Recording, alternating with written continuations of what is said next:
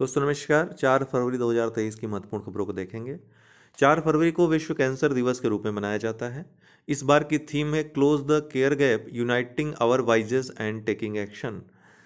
2008 से ही ये दिवस मनाया जा रहा है, विश्व कैंसर दिवस। यूआईसीसी के द्वारा इसको मनाया जाता है। नोडल एजेंसी यूआईसीसी है, अर्थात union for international cancer control. 1993 में इस संस्था की स्थापना हुई थी जिनेवा में, और विश्व कैंसर घोषणा के लक्ष्यों को प्राप्त करने के लिए 2008 से ही ये विश्व कैंसर दिवस को मनाता है। स्थापना इसकी, अगर इस दिवस की बात करें तो 4 फरवरी 2000 को पेरिस में हुए विश्व कैंसर सम्मेलन, और पहला विश्व कैंसर सम्मेलन था, इसलिए महत्वपूर्ण है, याद रखिएगा। अभी तक पूछा नहीं गया है किसी परीक्षा में। तो 4 फरवरी 2000 को ये सम्मेलन हुआ था पेरिस में, पहला विश्व कैंसर सम्मेलन था। इसकी स्थापना हुई थी इसी सम्मेलन में, विश्व कैंसर दिवस की। लेकिन इसको मनाने की शुरुआत 2008 से की जाने लगी यूआईसीसी के द्वारा। सर्वोच्च न्यायालय 73वीं वर्षगांठ मना रहा है अपनी 4 फरवरी 2023 अर्थात आज। इस अवसर पर सिंगापुर के मुख्य न्यायाधीश सुंदरेश मेनन बदलती दुनिया में न्यायपालिका की भूमिका पर व्याख्यान देंगे। तो पूछेगा, प्रश्न आएगा कि किस देश के मुख्य न्यायाधीश सुंदरेश मेनन ने बदलती दुनिया में न्यायपालिका की भूमिका पर व्याख्यान दिया। 73वीं वर्षगांठ जो सर्वोच्च न्यायालय की रही, तो कहाँ के? सिंगापुर के। फरीदाबाद हरियाणा में 36वां सूरजकुंड हस्तशिल्प मेला आयोजित हो रहा है। तो बस याद रखिएगा, सूरजकुंड जो मेला लगता है कहाँ लगता है? हरियाणा में, फरीदाबाद में। बंगलुरु कर्नाटक में फरवरी में वैश्विक ऊर्जा बैठक होगी। तो इसी माह में ये वैश्विक ऊर्जा बैठक होनी है, प्रधानमंत्री इसका हिस्सा होंगे। प्रश्न पूछा जाएगा वैश्विक ऊर्जा बैठक कहाँ पर आयोजित हुई? बेंगलुरु में। ऑस्ट्रेलिया, या फिर पूछेगा कि वैश्विक ऊर्जा बैठक की मेजबानी किस देश ने की? तो भारत ने की।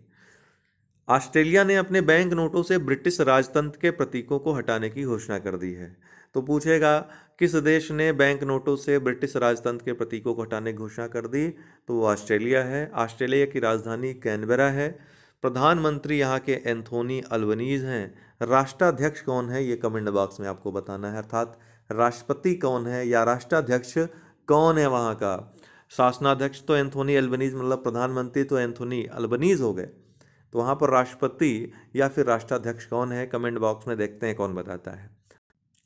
यात्सो खूबसूरत झील है, लद्दाख में स्थित है, पक्षियों का स्वर्ग भी कहा जाता है, जैव विविधता की दृष्टि से बहुत महत्वपूर्ण है।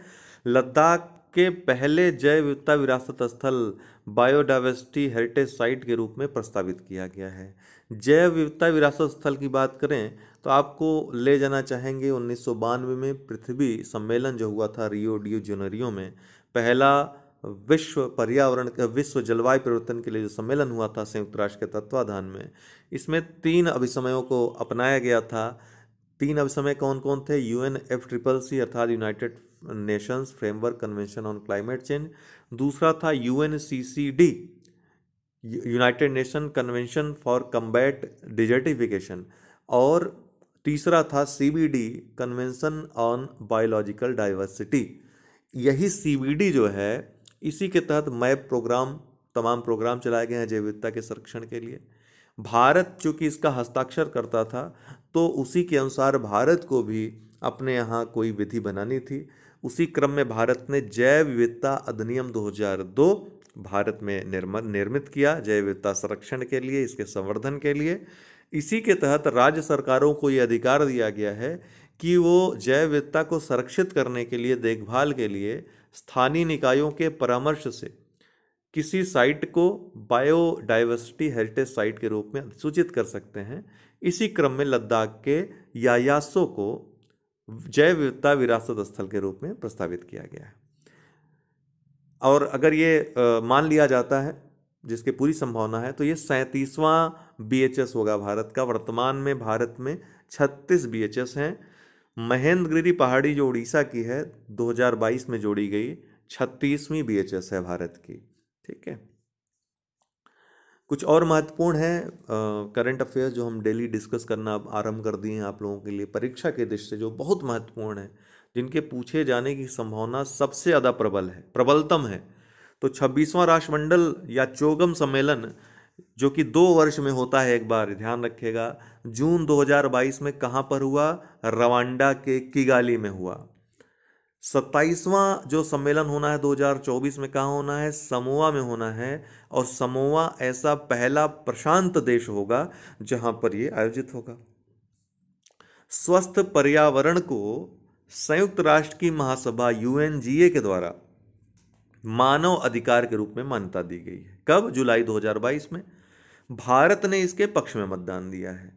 इतनी बातें याद रखिएगा। पूछेगा कि संयुक्त राष्ट्र महासभा द्वारा किस अधिकार को मानवाधिकार के रूप में मान्यता दी गई जुलाई 2022 में?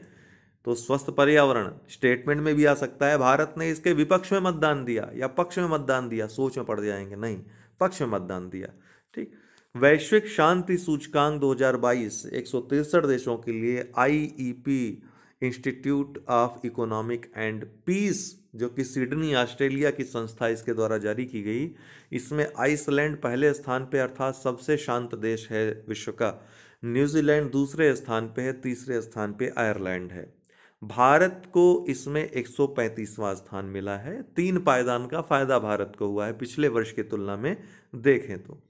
मोमलूह गुफा मेघालय में स्थित है। भारत की पहली भू विरासत स्थल ये बन गई है। भू विरासत स्थल का दर्जा मिला है। किसने दिया है?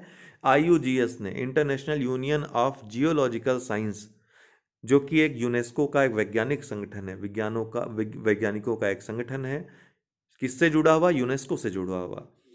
इसकी 60वीं वर्षगांठ समारोह जुमैया स्पेन में आयोजित हुई थी और इसी समारोह में विश्व के प्रथम 100 भू विरासत स्थलों की सूची बनाई गई, उस घोषणा की गई।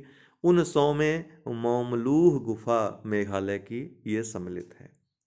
ठीक है, तो भारत की पहली भू विरासत स्थल है ये मोमलूह गुफा। इतनी बातें याद रखिएगा।